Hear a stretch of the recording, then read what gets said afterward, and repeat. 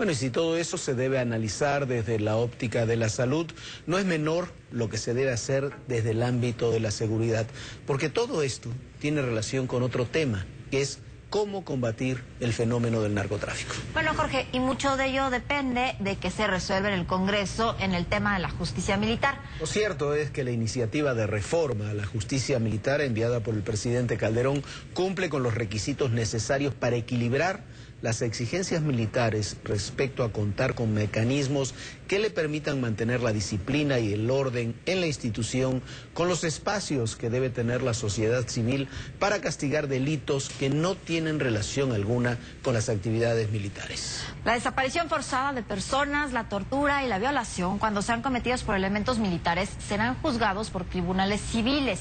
Ninguno de estos actos tiene relación con las responsabilidades y tareas que desempeña una fuerza militar.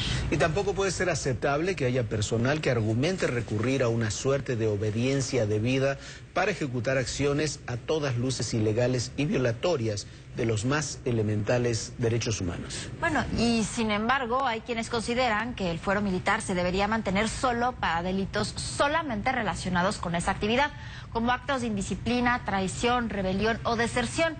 Pero el hecho es que las normas que rigen a las fuerzas militares en sus funciones son muy estrictas ante todo tipo de delitos y son las que garantizan el mantenimiento y de una disciplina que es indispensable y por lo que se rigen las Fuerzas Armadas. Sí, por supuesto. Se ha dicho también que se debería incluir en esta iniciativa de reforma, por ejemplo, el delito de homicidio o el de lesiones, para que también sean juzgados por tribunales civiles. Pero en ese sentido se estaría cometiendo un error. En una actividad como la militar y sobre todo en las condiciones de la lucha contra la delincuencia organizada, el delito de homicidio o el de lesiones puede ser cometido por muchas razones, por imprudencias, en una situación de legítima defensa, en el cumplimiento de su deber o en el ejercicio de la autoridad, y en ninguno de esos casos existiría la intención de causar daño. Y cuando este existiera, el propio Código de Justicia Militar considera que si un elemento hace uso innecesario de las armas o de la violencia injustificada, es responsable del delito que resulte y le será impuesta la pena que señala el Código Penal Federal o local, cualquiera que corresponda. Sí, sostienen, además, representantes de las Fuerzas Armadas, un argumento que no se debería desechar, sobre todo en la situación que estamos viviendo. Se debe pensar que los grupos del crimen organizado no tienen estrategias para utilizar los derechos humanos o la justicia a su favor, es simplemente pecar de ingenuidad. Ya lo han hecho y lo hacen. Esta es una historia de esa utilización, en Tabasco, por cierto, de un hombre llamado el abogado de los Zetas. El 15 de octubre pasado se dictó una sentencia en firme contra Francisco Javier Estrada Sánchez, un abogado apodado El Goli, acusado de delincuencia organizada y delitos contra la salud. Este litigante era conocido en Tabasco como el abogado de los Zetas. Defendió a más de 60 integrantes de esa organización. Servía de enlace entre los detenidos y los operadores que estaban en libertad. Estuvo íntimamente ligado al atentado contra el general Francisco Fernández Solís.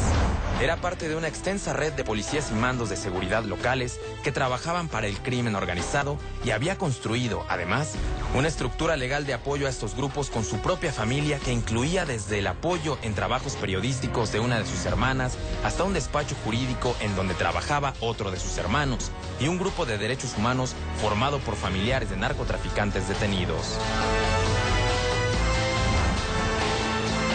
Operaban desde la ciudad de Villahermosa, con el apoyo de dos hermanos, uno también de nombre Carlos y el otro detenido en el penal de Villahermosa de nombre Gerardo, que era el que establecía los contactos entre los internos y el propio Francisco.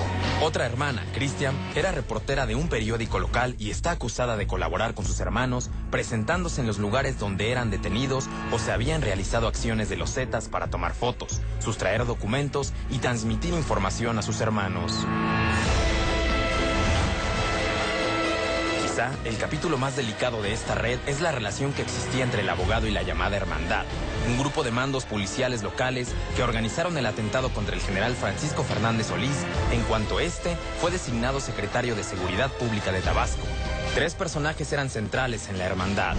Desarticulada luego del atentado al general Juan Cano Torres, ex secretario de Seguridad Pública del Estado, David Sánchez Alejandro, ex subsecretario de Seguridad Pública, y José Fernando Santiago, ex subsecretario de Prevención y Readaptación Social.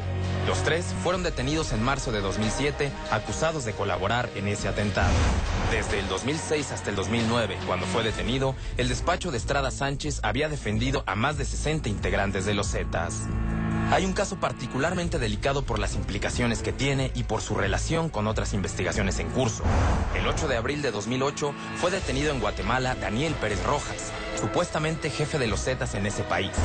Estaba acusado, además, de haber participado en un enfrentamiento en Zacapa que había dejado 11 muertos. Estrada asumió en Guatemala la defensa legal de todos los miembros de los Zetas detenidos. Este ya tiene autorizada su extradición a Estados Unidos, pero la defensa, sobre todo, buscó evitar que fuera extraditado a México. Esa detención ha sido investigada desde entonces por las autoridades mexicanas y guatemaltecas porque podría develar muchas de las redes que han construido los cárteles mexicanos en Guatemala, asolada hoy por el crimen organizado. Finalmente, se comprobó también que Estrada fue quien financió en febrero de 2009 una marcha de una supuesta organización de derechos humanos desde la Catedral de Villahermosa hasta el Palacio de Gobierno, protestando contra los operativos del ejército en el estado. Principalmente en el municipio de Cárdenas, la marcha fue encabezada por las esposas y familiares de 3 detenidos condenados por los delitos de secuestro, delincuencia organizada y delitos contra la salud. Los 3 detenidos eran también clientes de Estrada Sánchez. Bueno, y esta historia, Viviana, recuerda muchas otras que hemos también relatado en este espacio. Ese abogado ahí en Tabasco defendía, imagínate, 60 presos de los Zetas, organizó una comisión de derechos humanos ahí local con los familiares de los presos y recuerda hechos como aquel que platicamos en alguna ocasión, que lo mostramos en el libro de los maras a los Zetas, de cómo Ciel Cárdenas también mandó organizar familiares, abogados, para crear una organización de derechos humanos, para pedir por sus derechos. Por supuesto, pero aparte llama la atención no solo ellos, si cualquiera uno acude a los reclusorios y se ven los manuales, los libros que están estudiando la gran mayoría de los presos, muchos tienen estos manuales de derechos humanos para poder justificarse y para poderse amparar entre los derechos humanos para que simplemente salgan en libertad, ¿no? Sí, y ahí están los abogados. Habrá que investigar los temas de los abogados porque hay muchos abogados metidos en muchos ilícitos de todos tipos y muchas ocasiones se presentan como defensores cuando son parte de los delitos que se cometen. Esa será parte de una investigación. Y hay otra pregunta, muchas veces, y hemos tenido contacto con algunos de estos abogados, les preguntas cómo cobran. Y no pueden cobrar hasta que no se resuelve el caso a favor del cliente, porque si no los pueden acusar de que están metidos en delincuencia organizada. Entonces se les complica también la cobradera. U otros cobran y tienen cuentas en el exterior, ¿no?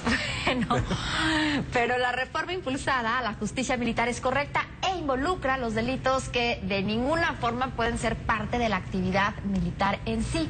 No pueden haber en ellos excluyentes algunos de responsabilidad y deben de ser juzgados por los tribunales civiles, Jorge. Sí, pero lo que no se puede hacer, Viviana, es desmantelar las instituciones militares a partir de ocurrencias de coyuntura, como en ocasiones ocurre. Deberá estar muy atento el Congreso al analizar y aprobar estas leyes para que no vuelva a suceder lo que ocurrió con la Ley de Seguridad Nacional, aprobada por unanimidad en el Senado y afortunadamente detenida en la Cámara de Diputados. Esa ley, lo único que hubiera logrado, como fue aprobada en esa primera instancia, sería diluir los mandos del Ejército, diluir las responsabilidades y en los hechos hacer imposible la operación conjunta de las Fuerzas Armadas. En estos temas se debe legislar, por supuesto, pero mirando el presente, pero asumiendo que son transformaciones que impactarán, Viviana, sin duda, en el futuro del país. Sin lugar a dudas, porque además de todo, las fuerzas militares han funcionado como tal, Jorge, por la rigidez de sus tribunales. Sí, y no se puede desmantelar, como decíamos, instituciones pensando en temas de coyuntura. Esta coyuntura que estamos viviendo pasará. La Fuerza Armada, la institución militar, permanecerá y tiene que permanecer como institución en el país. Muy buenas noches, gracias por acompañarnos. Quédese con De Café Deporte, que descanse, que la pase muy bien. Buenas noches, Viana, y recuerden, el poder y en la política todo, absolutamente todo, es personal. Gracias. Come y cena de tu amor.